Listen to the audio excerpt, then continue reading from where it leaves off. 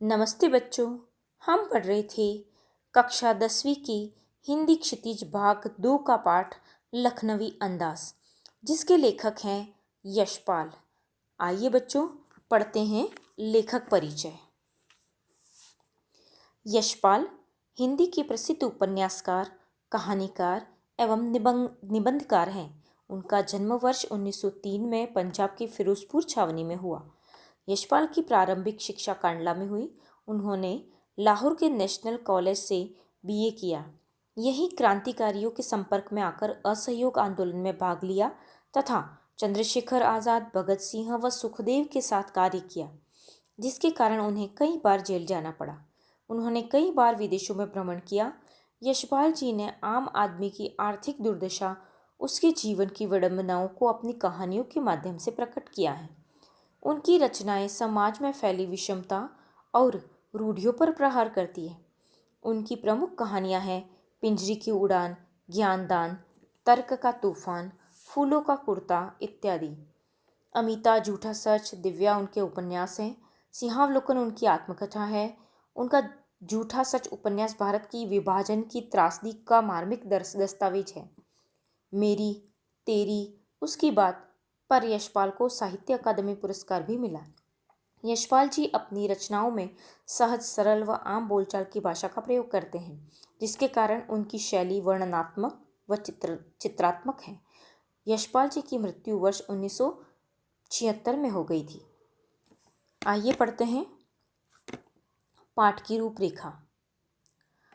लेखक ने उस सामंती वर्ग की बनावटी जीवन शैली पर कटाक्ष किया है जो वास्तविकता से बेखबर कृत्रिम जीवन जीने की वह विश्वास करता है। ऐसा वर्ग सामान्य जीवन से कोसों दूर रहते हुए भी स्वयं को विशिष्ट श्रेणी का सदस्य मानता है। ऐसा नहीं है कि आज समाज में सामंती वर्ग या उस मानसिकता के व्यक्ति नहीं है, वे तो हर काल में रहते हैं। आज के समय में भी इस परजीवी संस्कृति अर्थात सामंती वर्ग की बनावटी शैली के वाहकों को समाज में देखा जा सकता है। प्रस्तुत व्यंग्य इस बात को प्रमाणित करने के लिए लिखा गया है कि बिना किसी विचार के कहानी नहीं लिखी जा सकती, लेकिन इसे अवश्य ही एक स्वतंत्र एवं मौलिक रचना के रूप में पढ़ा जा सकता है। आइए पढ़ते हैं पाठ का वृत्तांत, जो सारांश रूप में हम प्रस्तुत करेंगे। लेखक द्वारा पैसेंजर ट्रेन के सेकंड क्लास में किस तरीके से यात्रा की जाती है, आप देखें। पहले ही पैराग्राफ में बताया गया है कि केंद्रस्थ नगर के इर्द गिर्द चलने वाली स्थानीय पैसेंजर ट्रेन चलने की उतावली में तैयारी थी। आराम से सेकंड क्लास में जाने के लिए दाम अधिक लगते हैं। लेखक कोई नई कहानी लिखने हेतु व उस विषय के बारे में सोचने के लिए एकांत चाहता था, इसलिए उसने सेकंड क्लास का टिकट खरीद लिया। साथ ही उसकी इच्छा यह भी थी कि वह रेल की खिड़की से मार्ग में आने वाले प्राकृतिक दृश्य को देख सकें और कुछ सोच सकें। गाड़ी छूटने वाली थी। सेकंड क्लास के एक छोटे डब्बे को खाली समझकर लेखक दौड़ते हुए उसमें चढ़ गए, लेकिन डिब्बा खाली नहीं था। एक बर्थ पर लखनऊ के नवाबी नस्ल के एक भद्र पुरुष यानी सज्जन पुरुष पालथी मारे बैठे हुए थे। उनके सामने 2 ताज़े चिकने खीरे तौलिए पर रखे थे।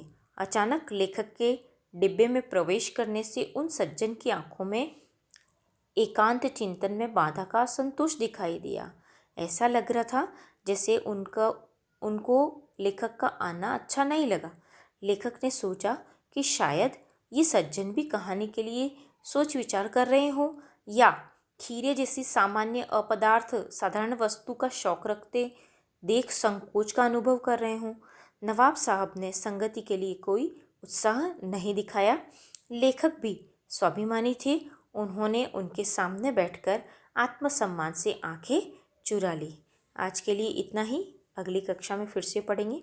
तब तक स्वस्थ रहें, मस्त रहें।